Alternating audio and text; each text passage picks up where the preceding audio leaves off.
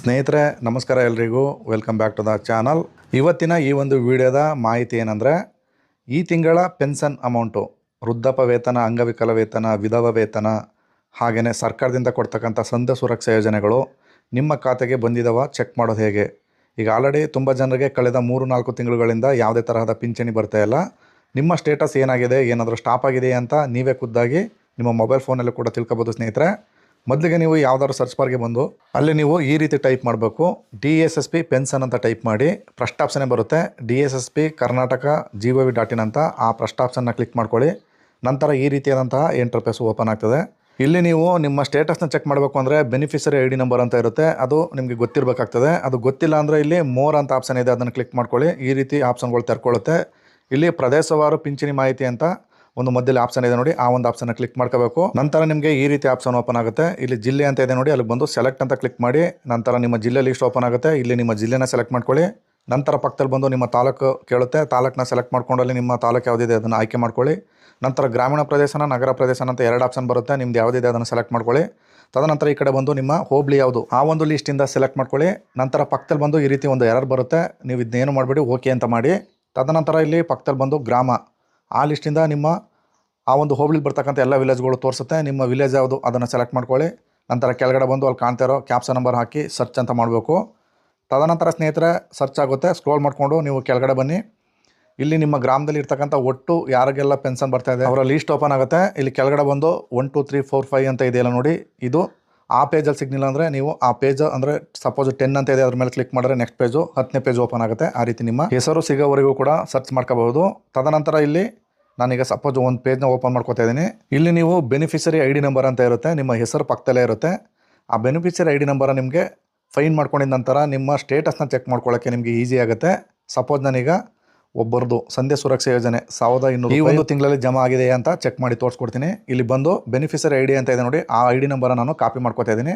ತದನಂತರ ಮತ್ತೆ ಮೇಲ್ಗಡೆ ಹೋಗಿ ಅಲ್ಲಿ ಮೋರ್ ಅಂತ ಆಪ್ಷನ್ ಇದೆ, ಅದನ್ನು ಕ್ಲಿಕ್ ಮಾಡ್ಕೋಬೇಕು.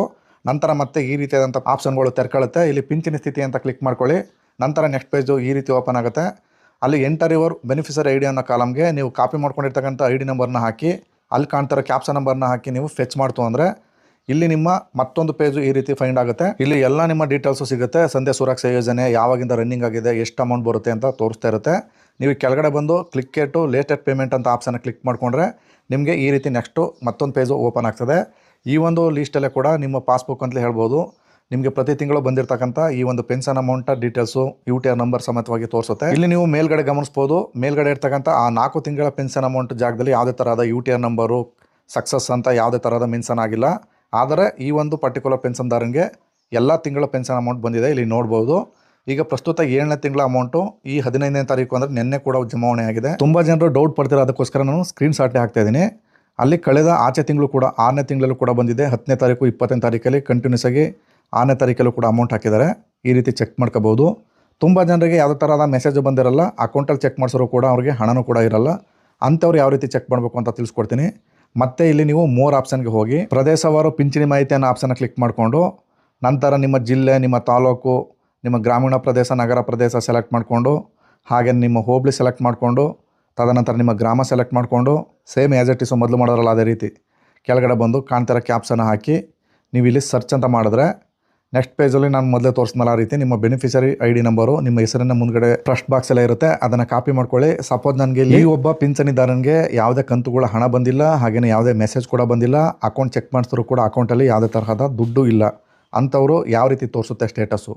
ನಾನಲ್ಲಿ ಬೆನಿಫಿಷರಿ ID ನಂಬರ್ ಹಾಕಿ ಸರ್ಚ್ ಮಾಡಿದಾಗ ನೆಕ್ಸ್ಟ್ ಪೇಜಲ್ಲಿ ನಾಡ ಕಚೇರಿ ರಿಕ್ವೆಸ್ಟ್ ನಂಬರ್ ಅಂತೆಲ್ಲ ಬಂದಿರುತ್ತೆ. ಆ ID ನಂಬರ್ನ ಬಳಸ್ಕೊಂಡು ನೀವು ಕಳೆದೋಗಿರ್ತಕ್ಕಂಥ ನಿಮ್ಮ ಒಂದು ವರ್ಕ್ ಆರ್ಡರ್ ಅಂದರೆ ನಿಮ್ಮ ಆದೇಶ ಪ್ರತಿನೂ ಕೂಡ ಡೌನ್ಲೋಡ್ ಮಾಡ್ಕೋಬೋದು. ನಾನೀಗ ಕ್ಲಿಕ್ ಟು ಲೇಟೆಸ್ಟ್ ಅಂತ ಇದನ್ನ ಕ್ಲಿಕ್ ಮಾಡ್ತಾ ಇದ್ದೀನಿ. ನಂತರ ನೆಕ್ಸ್ಟ್ ಪೇಜು ಈ ರೀತಿ ಓಪನ್ ಆಗುತ್ತೆ. ಪರ್ಟಿಕ್ಯುಲರಾಗಿ ಈ ಒಂದು ಪಿಂಚಣಿದಾರನಿಗೆ ಫೆಬ್ರವರಿ ತಿಂಗಳು ಬಂದಿರತಕ್ಕಂಥದ್ದು ಲಾಸ್ಟ್ ಅಮೌಂಟ್ ಆಗಿರ್ತದೆ. ಇಲ್ಲಿ ಯಾವುದೇ ಎಂಟಿ ಕಾಲಮ್ಗಳು ಕಾಣ್ತಾ ಇಲ್ಲ. ನಾನು ಮೊದಲು ತೋರಿಸ್ನಲ್ಲ, ಅವ್ರಿಗೆ 4 ಕಾಲಮ್ಗಳು ಎಂಟಿ ತೋರಿಸ್ತಾ ಇತ್ತು, ಅವ್ರಿಗೆ ಅಮೌಂಟು ಅಕೌಂಟ್ಗೂ ಕೂಡ ಬಂದಿತ್ತು. ಬಟ್ ಈ ಒಂದು ಪರ್ಟಿಕ್ಯುಲರ್ ಈ ಒಂದು ಪಿಂಚಣಿದಾರನಿಗೆ ಯಾವುದೇ ತರಹದ ನೆಕ್ಸ್ಟ್ ಕಾಲಮ್ಗಳು ಓಪನ್ ಆಗಿಲ್ಲ. ಫೆಬ್ರವರಿ ತಿಂಗಳಲ್ಲಿ ಇವರಿಗೆ ಬಂದಿರತಕ್ಕಂಥ ಪೇಮೆಂಟು ಲಾಸ್ಟ್ ಪೇಮೆಂಟ್ ಆಗಿರ್ತದೆ. ಈ ರೀತಿ ನಿಮ್ಗೆ ಏನಾದರೂ ಬಂದಿದೆಯೋ ಬಂದಿಲ್ವೋ ಅಂತ ನಿಮ್ಮ ಆದೇಶ ಪ್ರತಿನ ಚೆಕ್ ಮಾಡ್ಕೊಳ್ಳಿ ಸ್ನೇಹಿತರೆ. ಇಲ್ಲೇನಾದರೂ ಕಾಲಮ್ಗಳು ಓಪನ್ ಆಗಿದ್ರೆ ಖಂಡಿತವಾಗೂ ನಿಮ್ಮ ಅಕೌಂಟ್ ಚೆಕ್ ಮಾಡಿ, ನಿಮ್ಮ ಅಕೌಂಟ್ಗೆ ಹಣ ಬಂದಿರುತ್ತೆ. ಸ್ನೇಹಿತರೆ, ಇದಾಗಿತ್ತು ಇವತ್ತಿನ ಈ ಒಂದು ವಿಡಿಯೋದ ಮಾಹಿತಿ. ಈ ಮಾಹಿತಿ ನಿಮ್ಗೆ ಇಷ್ಟವಾಗಿದ್ದರೆ ದಯವಿಟ್ಟು ನಮ್ಮ ಚಾನಲ್ನ ಸಬ್ಸ್ಕ್ರೈಬ್ ಮಾಡ್ಕೊಳ್ಳಿ. AJ tech Kannada YouTube channel ಅಂತ. ಇಲ್ಲಿ ತನಕ ವಿಡಿಯೋ ನೋಡಿದ್ದಕ್ಕೆಲ್ಲರಿಗೂ ಧನ್ಯವಾದಗಳು. ನಮಸ್ಕಾರ.